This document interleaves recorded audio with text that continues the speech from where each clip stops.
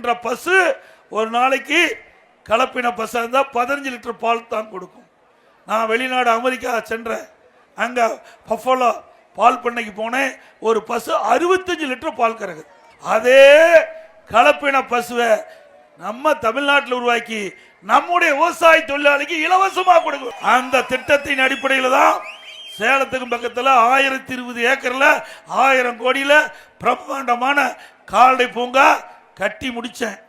கட்டி முடிச்சு தருவாயில ஆட்சி மாற்றம் ஏற்பட்டு இன்ன வரைக்கும் எவ்வளோ முறை கேட்டுக்கொண்டு இந்த அரசாங்கம் 1000 கோடி ஆசியாவிலேயே மிகப்பெரிய கால்நடை பூங்கா ஆராய்ச்சி நிலையம் முதற்கட்டம் கால்நடை மருத்துவக் கல்லூரி நான் திறந்துட்டேன்.